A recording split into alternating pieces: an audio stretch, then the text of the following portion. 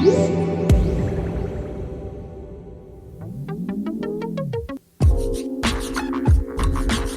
of you may be considering upgrading your S9 Plus to the new Galaxy S10 Plus that Samsung just announced. Or maybe you're thinking of buying the S9 Plus now that the S10 is out so you can get a better deal. Which one should you buy? We're comparing them both here to find out. So starting with the back, you can already see a huge difference in design between the two phones. They're about similar in size, but of course the camera module is no longer vertical like the S9 Plus over on the left. Instead, now you have a horizontal camera setup, and that's quite similar to the Galaxy Note 9.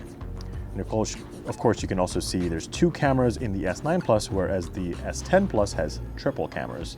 So one of the new things is a 16 megapixel ultra-wide camera, which is paired by the same exact 12 megapixel standard lens with a variable aperture and a 12 megapixel telephoto lens. Those two are the same as the ones on the S9 Plus. So really, that extra ultra-wide 16 megapixel camera is what's new there. Gone is also the fingerprint sensor, which leaves a pretty minimal looking back on the back of the S10 Plus. It's now built underneath the display here. It's called an ultrasonic in-display fingerprint sensor, and now you can unlock the phone just by tapping this area, and boom, voila, it's unlocked. Of course, if you want a better visualization, that's what it looks like. And all you need to do is place your finger there and it unlocks. And that's super secure, more secure than the fingerprint sensor on the Galaxy S9 Plus. So you can use it for payments with Samsung Pay, and it's FIDO Alliance approved.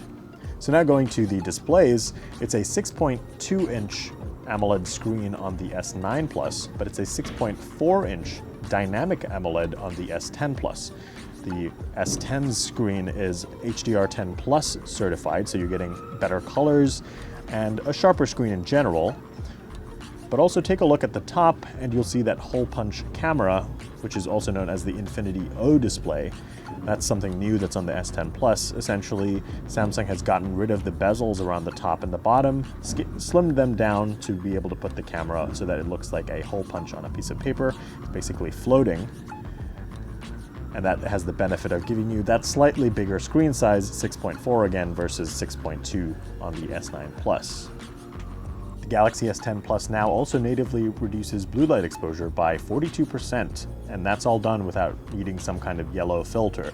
So blue light exposure at night can lead to disruptions in your sleep, which can affect your health, so having that natively built into the screen is a plus. So I'm going to open the camera app on both phones. Now check out this cool little animation that's going to pop up on the top right of the hole punch camera on the S10 Plus. That's a pretty neat feature that you can't have on this phone because it's not a dynamic AMOLED screen. Now over to the cameras, since we're over here in the selfie cameras, obviously the S10 Plus has an extra camera here on the front, whereas you're only getting that single camera on the S9. Regardless, the S9 Plus's camera is worse than the S10 Plus's because it's a 10 megapixel camera on here on the S10 Plus, and that second camera is an 8 megapixel camera, but that's only for depth. So you're getting better live focus, which is essentially Samsung's portrait mode. So like snapping a photo, you can definitely expect the S10 Plus to produce a better image. Of course, that's not the best example, but of course you can also use live focus to get better portrait mode effects, even though live focus is also available here on the S9 Plus as well. And quickly, if we flip over the cameras, you can see, going back to normal photo mode, this is the only two lenses you can swap to on the S9 Plus, and here are all three cameras now that you can swap to on the S10 Plus, including the new ultra-wide. And what's neat is you can actually slide and just keep going throughout all of them instead of just tapping on each new lens. Both phones run Android Pie now. The S9 Plus just got the update very recently in the US, but that update brought One UI, which is Samsung's new user interface. So you're getting more stuff to access here on the bottom part of the screen rather than at the top. And you're also getting dark mode options so that you don't have to deal with bright white settings, especially when you open the phone and use it at night.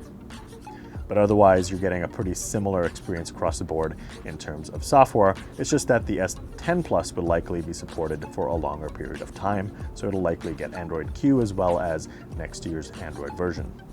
Specs-wise, there are also just major upgrades as well on the S10 Plus. You're getting a Qualcomm Snapdragon 855 processor, so you're getting much improved speeds. And there's 8 gigs of RAM here in the S10 Plus version versus the Snapdragon 845 on the S9 Plus and 4 gigs of RAM. There is also an 12 gigs of RAM option on the S10 Plus if you opt for the 512 gigabytes version or the 1 terabyte option. The Galaxy S10 Plus has a bigger battery. It's a 4100 milliamp hour battery as opposed to the 3500 milliamp hour battery on the S9 Plus. They both support wireless charging, but there's a new feature called wireless power share that lets you charge other devices, other Qi-enabled devices with the back of the phone. So all you need to do is place another Qi-enabled product on the back of the S10 Plus and it'll just start charging. There you go. So that's a quick look at the Galaxy S10 Plus and the Galaxy S9 Plus. Now the Galaxy S10 Plus has a couple new features as well. There's Wi-Fi 6, which is the next generation Wi-Fi technology. There's a couple new AI upgrades in the camera as well and in the software. And it also supports a vapor chamber cooling system for better heat dissipation, so you can have slightly better performance over the Galaxy S10. Of course, the prices are also different. This originally launched at $840, but you can obviously find it for a lot cheaper now. But the Galaxy S10 Plus will set you back $1,000. It does come with a little more storage than this one did initially, so there is that to consider. But overall, we think the features in the new Galaxy S10 Plus are definitely worth the money, but we'll be doing a full review to find out.